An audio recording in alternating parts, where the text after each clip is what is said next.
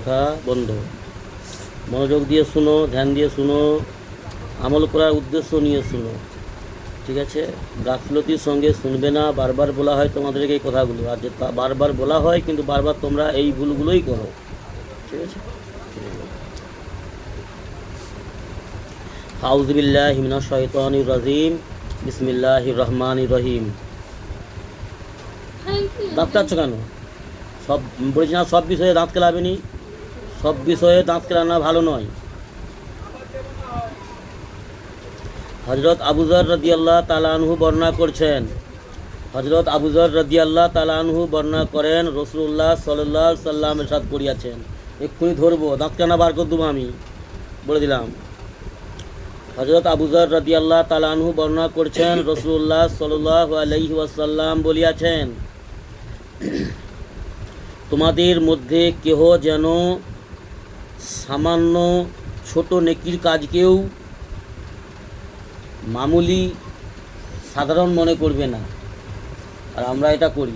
আজকের মুসলমান সমাজে 100-র মধ্যে 99 জন মুসলমান নামে, এদিকে এদিকে ধ্যান দাও, সব ধ্যান বললাম না, সব দিক থেকে মনকে হাঁটাও। দুনিয়ার আজে বাজে চিন্তা চেতনা, ওদিকে সেদিকে দেখা, শয়তানের ওয়াসওয়াসা থেকে বাঁচো, নিজের যদি ভালো চাও। আবার দাঁত কেলাই, ঠিক ছাড়া।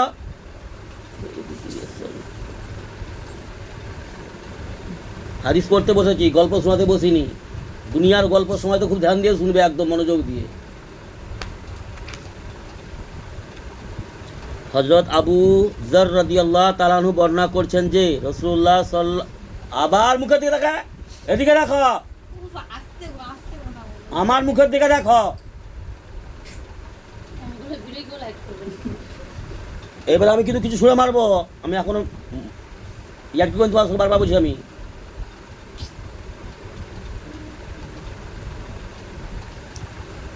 গল্প শোনাতে বসেছি আর কি। হযরত আবু যর রাদিয়াল্লাহু তাআলা আনহু বর্ণনা করছেন, রাসূলুল্লাহ সাল্লাল্লাহু আলাইহি সাল্লাম বলিয়াছেন, তোমাদের মধ্যে কেহ যেন সামান্য নেকির কাজকেও যেন মামুলি বা অতি সামান্য বিষয় মনে না করো। যদি অন্য কোনো নেকি নাও হইতে পারে, তবে ইহাও নেকি যে আপন ভাইয়ের সহিত হাসি মুখে সাক্ষাৎ করা, এটাও বড় নেকির কাজ, এতে আল্লাহ বড় খুশি হয়। আজ মুসলমান সমাজ ছোট ছোট নেকির কাজকে, ছোট ছোট সুন্নত যেগুলো রাসূলুল্লাহ সাল্লাল্লাহু আলাইহি ওয়াসাল্লাম আমাদের কাজ পর্যন্ত পৌঁছে দিয়ে গেছে, যেই ছোট ছোট নেকির কাজে বড় বড় ফায়দাগুলো আমাদেরকে জানিয়ে দিয়ে গেছে, সেইগুলোকে আমরা গুরুত্ব না দিয়ে সাধারণ মনে করে ছাড়তে ছাড়তে আজকের দিনে ফরজকেও ছাড়া আমাদের কাছে সহজ হয়ে গেছে। ফরজ যে ইবাদতগুলো সেগুলো ছাড়তেও কষ্ট হয় না। আজকের মুসলমান সমাজের পরিস্থিতি এইরকম। নখ কাটাও আমার নবী সাল্লাল্লাহু আলাইহি ওয়াসাল্লাম সুন্নত শিখিয়ে দিয়ে গেছে, কীভাবে নখ কাটবে, কীভাবে চুল কাটবে, কীভাবে গোঁফ কাটবে, কীভাবে গোসল, ইন টোটাল 24 ঘন্টার জীবনে প্রত্যেকটা সময়কে কিভাবে অতিবাহিত করবে, আল্লাহর হুকুম কখন কোন জায়গায়, আল্লাহর হুকুম কি আছে আর রাসূলুল্লাহ সাল্লাল্লাহু আলাইহি ওয়াসাল্লামের সুন্নত কি আছে, এইগুলো জেনে জেনে আমল করা প্রত্যেকটা উম্মতে মুহাম্মাদির কর্তব্য, প্রত্যেকটা আল্লাহর গোলামের কর্তব্য। এবারে আমার চেষ্টা করতে হবে যাতে করে আমরা বেশির বেশি সময়টাকে আল্লাহর হুকুম রাসূলুল্লাহ সাল্লাল্লাহু আলাইহি ওয়াসাল্লামের সুন্নত মোতাবিক অতিবাহিত করতে পারি, এবং কোরআন হাদিসের উপর আমল করতে করতে যেন আমরা ঈমানের সঙ্গে মরতে পারি, এই চিন্তা ভাবনা আমাদের রাখা দরকার। কিন্তু দুঃখের বিষয় এইটাই, আজকে আমাদের মুসলমান সমাজের পরিস্থিতি ভয়াবহ পরিস্থিতি। ছোট ছোট সুন্নতকে তো ছাড়তে ছাড়তে এমন জায়গায় পৌঁছে গেছে উম্মত, বড় বড় আল্লাহর হুকুম যেগুলো ফরজ আছে সেইগুলোকেও ছাড়তে দ্বিধাবোধ করে না, সেইগুলোকেও ছেড়ে দিয়েছে। ছেড়ে দিয়ে দুনিয়ার চর্চায়, দুনিয়ার গীবত, দুনিয়ার চুগলি, দুনিয়ার লোভ লালসা, দুনিয়া বানানোর পিছনে এমনভাবে হুমড়ি খেয়ে পড়েছে। দুনিয়ার জীবন তো ছেড়ে যেতেই হবে, দুনিয়ার ছেড়ে যাওয়ার জিনিসকে, দুনিয়ার যে জিনিস আমাদেরকে পরিত্যাগ করে চলে যেতে হবে, তার জন্য দিশাহারা পাগল পাড়া হয়েছে মানুষ। আর আখিরাত তার শেষ, দুনিয়ার জীবন তো শেষ হবেই, দুনিয়া যে যাই বানাক না কেন, যে যতই নাম সম্মানের জায়গায় পৌঁছে যাক, যে যত যাই করুক না কেন দুনিয়াতে, সব তাকে একদিন ছেড়ে যেতে হবে। মশলা হচ্ছে আখেরাতে, চিরস্থায়ী হচ্ছে আখেরাত।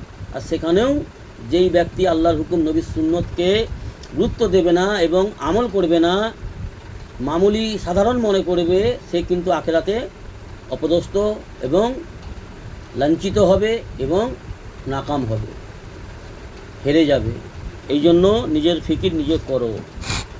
তো কি বলল, ছোটো ছোটো নেকির কাজকে যদি কেউ মামুলি মনে করো, মামুলি মনে করিবে না, এটা বলে দিল। যদি অন্য কোনো নেক আমল হইতেও অন্য কোনো নেকি না হইতে পারে, তবে ইহাও নেকি যে আপন ভাইয়ের সহিত হাসি মুখে সাক্ষাৎ করা।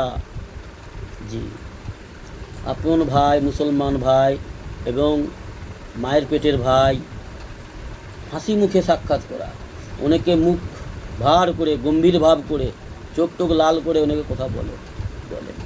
তো অনেকে দুনিয়ার নেশায় অহংকারে করে, অনেকে আবার অন্য কোনো কারণবশত করে। যাই হোক, অন্তর্যামী তো আল্লাহ, প্রত্যেকের অন্তরের খবর আল্লাহ সব জানেন, আল্লাহ কাদির। যখন তোমরা রান্নার, মেয়েদের ব্যাপারে বলছে, দেখো, যখন তোমরা রান্নার জন্য গোস্ত খরিদ করো অথবা সালন মানে সবজি রান্না করো, তখন একটু ঝোল বেশি রাখবে। আজকের আমাদের মুসলমান সমাজে ঝোল খাওয়া পছন্দ করে না, বলে কষা কষা টেস্ট লাগবে।